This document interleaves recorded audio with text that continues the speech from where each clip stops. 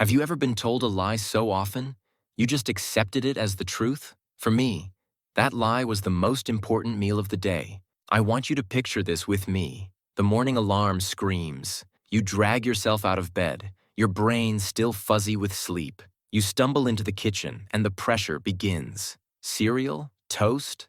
Eggs? You're not even hungry, but you've been told your whole life that you have to eat. So you force it down. And then what? You spend the next hour in a food coma, feeling sluggish, heavy, and waiting for the coffee to kick in just to feel normal. Sound familiar? That was me. Every single day. I was a slave to the breakfast table, believing that without it, my metabolism would crash. I'd overeat at lunch, and my day would be ruined. I was running on a script written for me by cereal commercials and well-meaning grandparents. But one day, I forgot. I was late for a meeting, rushed out the door, and only realized I'd skipped breakfast when my stomach growled at 11 a.m. And something amazing happened. That morning was the most productive, clear-headed, and energetic morning I'd had in years. It wasn't a fluke. I tried it again the next day, and the next, and my life, quite literally, changed. This isn't just another diet story. This is a story about taking control of your energy, your focus, and your time. This is about how breaking one simple, deeply ingrained habit can unlock a version of yourself you forgot existed. So let's talk about how the simple act of not doing something became the most powerful thing I've ever done. Part 1. The Great Breakfast Myth and the Science of an Empty Tank. Let's get this out of the way first. I am not a doctor or a scientist. I'm just a person who experimented and found what works. But when I started digging, I found that my experience wasn't magic. It had a name: intermittent fasting. Think of your body like a hybrid car. It can run on two types of fuel. The first is the food you just ate, sugar and carbs. It's quick, easy energy. The second is your stored body fat. It's a deeper, more stable reserve tank. When you eat breakfast first thing in the morning, you're telling your body, hey, use this new fuel, it's right here. So it does. It burns through that cereal or toast and never even touches the stored fat. And when that quick fuel runs out a couple of hours later, you crash. You get hungry, irritable, and you reach for a snack. Now, what happens when you don't eat breakfast? Your body, after using up the energy from last night's dinner, goes, okay, the new fuel isn't arriving. Let's switch to the reserve tank. It starts burning your stored fat for energy. And this is the secret sauce. Fat is a clean burning fuel.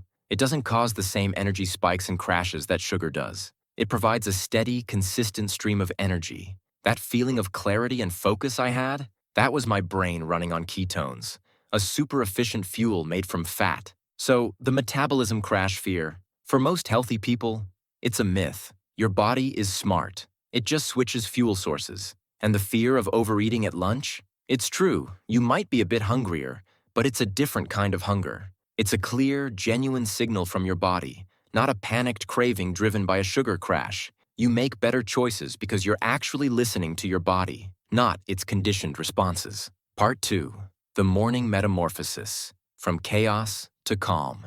The physical benefits were just the beginning. The real transformation happened in the structure of my mornings. Before, my mornings were a race against the clock. Shower, get dressed, cook, eat, clean up, then run out the door. It was chaotic and stressful.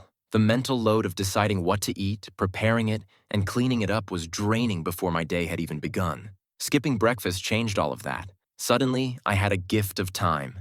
An extra 30 to 45 minutes every single morning. What did I do with it? At first, I just enjoyed the silence with my coffee, not rushing. Then, I started reading a few pages of a book. Then, I began a gentle 10-minute stretching routine. My mornings morphed from a period of stressful consumption into a period of peaceful creation and self-care. I wasn't starting my day by serving my stomach. I was starting it by serving my mind and soul. This created a powerful ripple effect. Because my morning was calm and centered, I carried that calmness into my workday. I was less reactive to stress. My patience improved. I felt in control from the moment I woke up, and that feeling of control lasted throughout the day. The kitchen was clean. My mind was clear, and I was already winning before 9 a.m. It was a small change with a monumental psychological impact. So, what's one default setting in your life you could question tomorrow? The answer might just be the key to unlocking a better you. Now, I want to hear from you. If this video clicked with you and you enjoyed our time together, do these 3 simple things. They truly help me out. Smash that like button if this resonated with you. Subscribe to the channel so you don't miss what's next. Drop a comment below what's your biggest takeaway.